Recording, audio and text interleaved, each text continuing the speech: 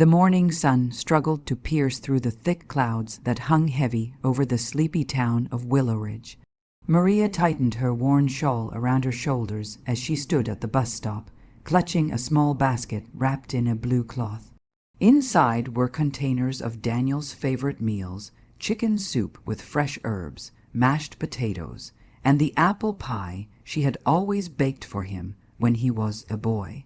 It had been almost a year since she had last seen her son.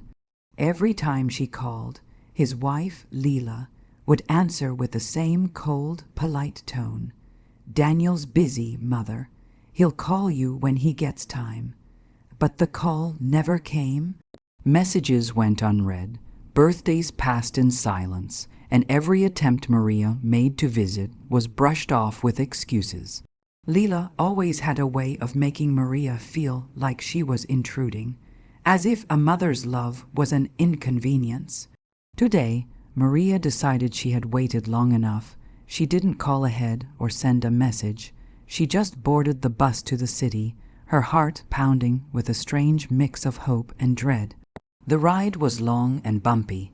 Raindrops began to streak down the windows, blurring the passing buildings and trees. As the bus rattled along the wet highway, Maria's thoughts wandered back to Daniel's childhood, his laughter, his messy hair, the way he'd run to her after school yelling, "Mama, I got in it today."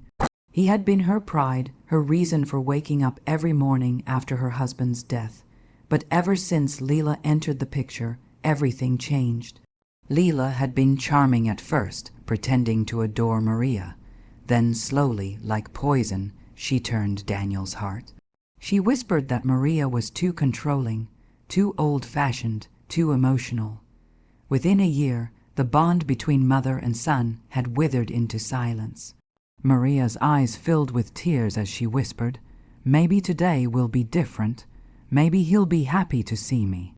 When the bus finally stopped near Daniel's apartment, Maria stepped into the drizzle and made her way down the street. She climbed the stairs to his door, heart thudding.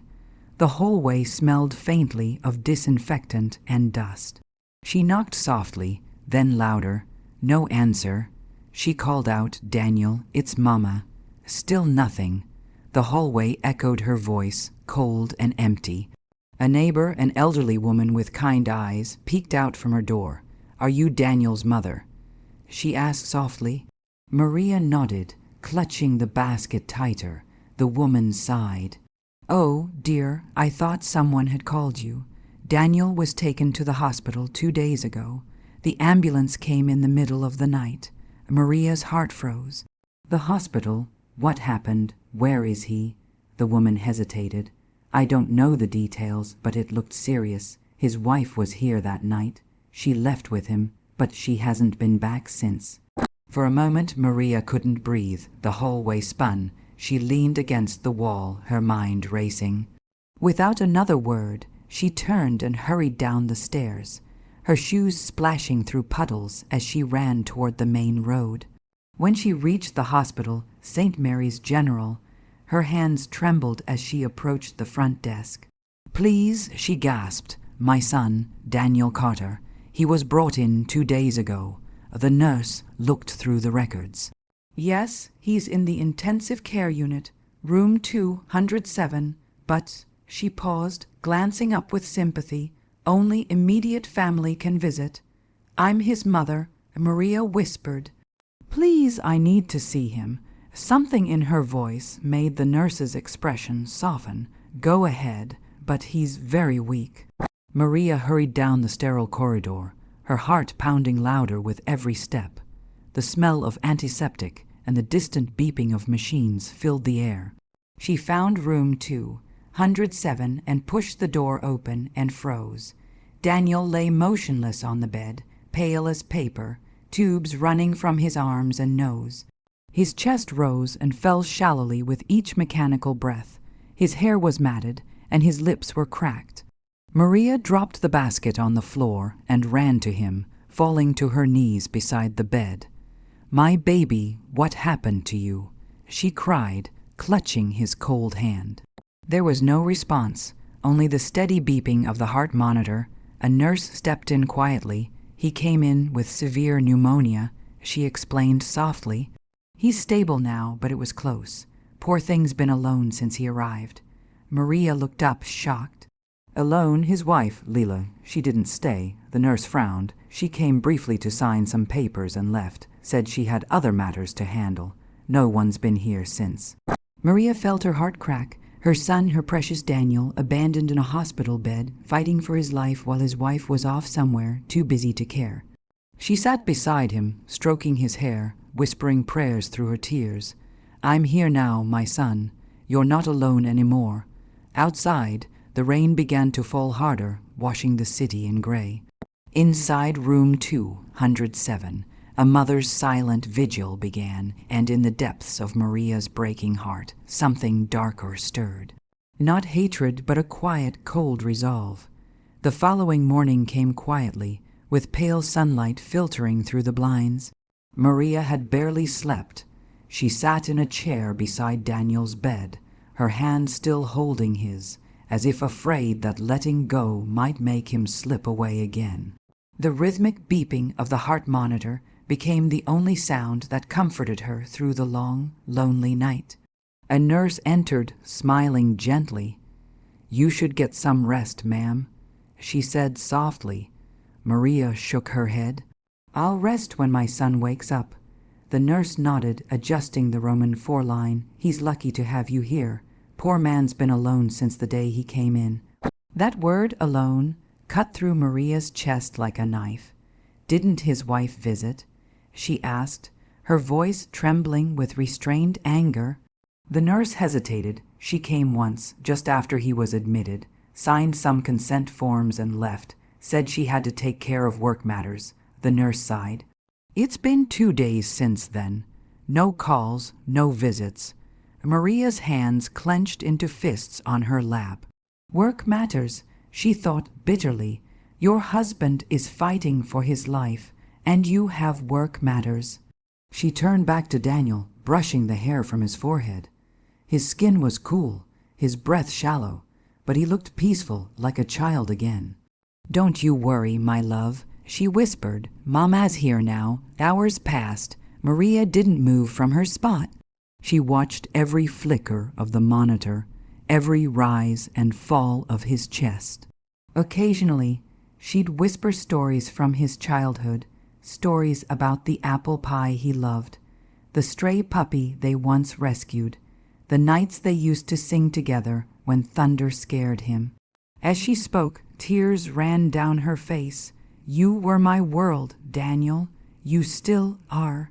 That afternoon, while Maria was rearranging the blanket, Daniel's phone, left on the bedside table, buzzed with a message. She picked it up absent-mindedly, thinking it might be from the hospital or a friend. But when she saw the name on the screen, her heart stopped. "Leila," the message previewed on the lock screen. "I told you not to message me anymore. It's over. I can't ruin my life over you." Maria froze. Her eyes widened. She unlocked the phone, her hands shaking. What she saw made her blood run cold. Dozens of unread messages, all from Daniel. Messages that broke her heart. "Please come see me. They said I might need surgery. I'm scared. I love you, Leila. Please don't leave me like this." And in response, cold words from the woman who is supposed to love him. "I told you, Daniel. You're making me miserable. I can't spend my life taking care of a sick man. You're pathetic. You're not even the person I married." The last one made Maria's throat tighten. "I've found someone who treats me right. You should understand that." Maria covered her mouth, a sob escaping her. She scrolled through the photos next, and there she was. Leila, smiling in a restaurant with a man Maria didn't recognize, their hands intertwined, wine glasses between them. The timestamp was from yesterday. While Daniel lay here, pale, weak, dying, Leila was out celebrating a new life with another man. Maria's tears turned to tremors of fury. She dropped the phone onto the bed and stood up, her chest heaving. "How could she?" she whispered. "How could she do this to my boy? But then she looked back at Daniel, frail and defenseless. Her rage softened into heartbreak. She couldn't let anger rule her now, not while he needed her strength. That evening, a doctor entered, clipboard in hand. "You must be Daniel's mother," he said kindly. "I'm Dr. Lawson. Your son's been through a severe case of pneumonia. His lungs were weak and he was dehydrated when we brought him in. If you hadn't come today, he might have." He paused, seeing Maria's trembling lips. "Well, he's stable now. He's a fighter." Maria nodded, holding back tears.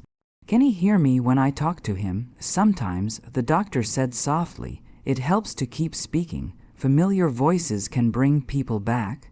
After he left, Maria took Daniel's hand again, her voice breaking. "Daniel, if you can hear me, please wake up. You're stronger than this. You always have been." The monitor beeped steadily. "I don't care what she said about me," she continued. "I don't care what lies she told you. I just want you to come back to me, my son." Outside, night began to fall. The sky turned a deep shade of violet, and the city lights flickered to life. The rain returned, tapping gently against the hospital window like a soft, steady rhythm, the rhythm of waiting. As Maria sat there, her mind replayed everything she had read on that phone. Leela's betrayal wasn't just cruel, it was heartless. She had taken Daniel's love, his trust, and now his dignity. Maria wiped her tears and whispered into the silence, "You may have taken his heart, Leela, but you won't destroy his soul. I'll bring my son back, and you'll regret the day you left him alone." For the first time in years, Maria felt something awaken inside her, not the broken heart of a mother, but the steady fire of a woman who had been wronged. She leaned closer to Daniel, kissed his forehead, and whispered, "Rest, my darling. Mama has work to do." Outside room 207, the rain fell harder, but inside, a mother's love was beginning to turn into a quiet, unstoppable storm. 3 days passed before Daniel's eyelids began to flutter. Maria had barely left his side, except to wash her face or refill her coffee from the hospital vending machine. Her once rosy cheeks had grown pale from exhaustion, but her eyes, those tired, determined eyes, refused to close. She held his hand every hour, whispering the same prayer again and again. "Please, God, don't take him from me, not like this." That morning, the room was bathed in a soft golden glow. Sunlight crept through the blinds and spilled across the white sheets.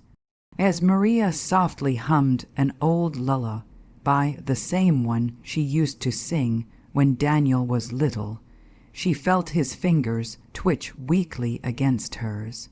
Her heart skipped a beat.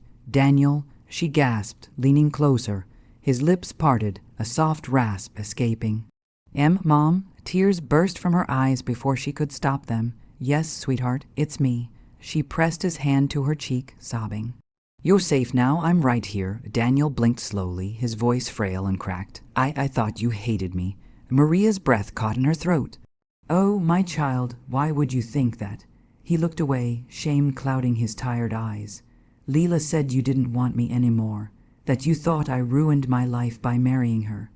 Maria's chest burned with both pain and fury. She stroked his forehead gently. "No, my son, I never stopped loving you, not for a single second.